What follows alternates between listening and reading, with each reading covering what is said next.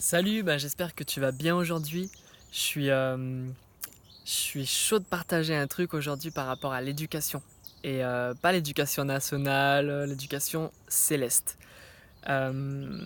Souvent on oublie que Dieu est aussi un père et en fait, quand Jésus il venait d'être ressuscité, il a croisé une de ses disciples, Marie, et il lui a dit: «Me touche pas, je suis pas encore monté vers mon père». Il lui a dit: «Mais va voir les autres et dis-leur que je vais vers mon Père et votre Père et vers mon Dieu et votre Dieu». Et en fait, ce que je trouve trop fort dans ce truc, c'est que Jésus, il parle d'abord de la paternité de Dieu avant de parler de sa divinité.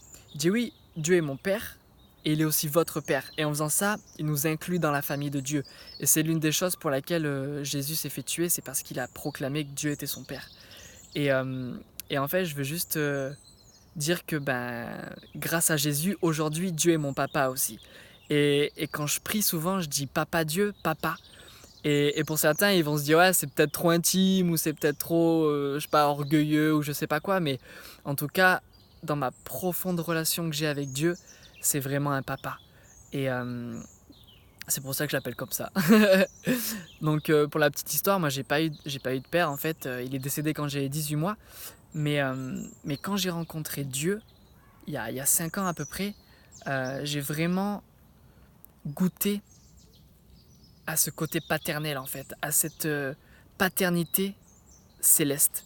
Et depuis ce jour-là, Dieu a commencé à m'éduquer. Et pas d'une manière religieuse, comme on te dit qu'il faut faire ou qu'il faut pas faire, qu'on te dogmatise les choses, tu vois ce que je veux dire? Mais vraiment d'une manière intime et profonde, tu vois? Et, et pour parler du coup de la paternité, pour parler de l'éducation céleste, je pense qu'il y a 3 points qui sont vraiment importants. Le premier point, c'est l'amour. Le deuxième, c'est la confiance. Et le troisième, c'est la liberté. Et donc déjà, pour parler de la relation qu'on a avec Dieu, elle doit être basée sur l'amour. Et notre relation de père à enfant, elle est basée sur l'amour. Dieu est amour, on est d'accord avec ça. Ou peut-être pas, je sais pas.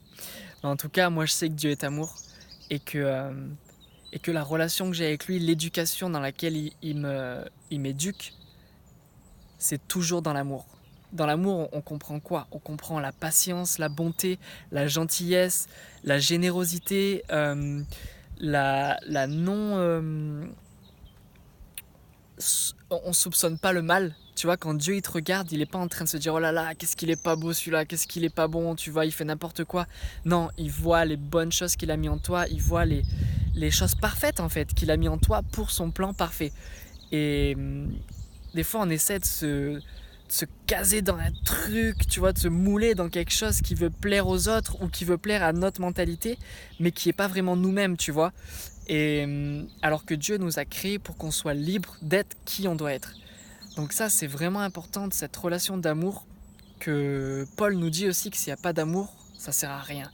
Si tu parles de Dieu, si tu veux être en relation avec Dieu, mais que tu n'as pas cette base, cette fondation qui est fondamentale, qui est l'amour, alors il faut revoir ton système de pensée, ton système de croyance.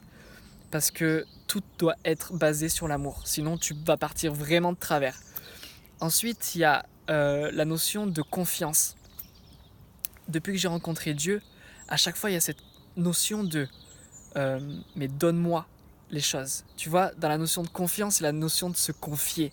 Tu te confies en lui, et tu confies les choses qui sont en toi sur lui. Jésus dit, vous qui êtes chargés et fatigués, venez à moi et je vais vous donner du repos. Ça s'applique aujourd'hui. Quand je suis chargé, quand je suis fatigué, je me repose sur lui, je me confie en lui, je lui confie ces choses en fait. Et c'est ça, lui faire confiance. C'est que je lui fais confiance qu'il prend soin de moi, qu'il prend soin de mes affaires, mais surtout qu'il prend soin de mon âme. Parce qu'il est le bon berger, il est le bon papa. Il est celui qui me prend dans ses bras quand je suis pas bien, il est celui qui me réconforte quand j'ai des mauvaises pensées ou quand je suis mal. Tellement de fois où j'étais pas bien, il est venu et dans sa douce présence, dans sa douce parole, juste venu me réconforter, quoi, tu vois, comme un bon papa, quoi. Donc ça fait partie de son éducation. Et il y a la notion de liberté. Et Paul, il nous dit, je suis libre de tout, mais tout ne m'est pas utile. Et en fait, c'est exactement pareil avec Dieu. Dieu va me dire, ok, tu peux faire ce que tu veux, mais tu vas en subir les conséquences. Devant toi, je mets la vie et la mort. Moi, je te conseille de choisir la vie, mais t'es libre. Tu vois ce que je veux dire? Dans la notion de liberté, il y a cette notion de responsabilité. Dieu nous responsabilise dans le sens qu'il nous laisse le choix. Le choix de le suivre ou pas. Chaque matin, en te réveillant, tu as le choix de le suivre, de dire Seigneur, aujourd'hui, je te remets ma vie encore. Je veux faire ta volonté. Je choisis l'amour. Je choisis de mettre ma confiance en toi. Je choisis de me confier en toi. Et je te choisis. Tu vois cette notion de confiance parce que Dieu, cette notion de liberté, je veux dire, parce que Dieu va jamais t'obliger à faire quoi que ce soit.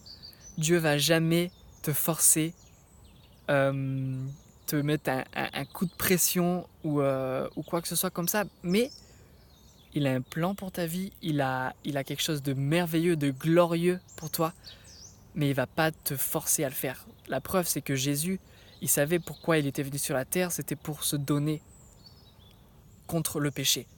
Tu vois, c'était pour se donner contre. C'était un échange en fait.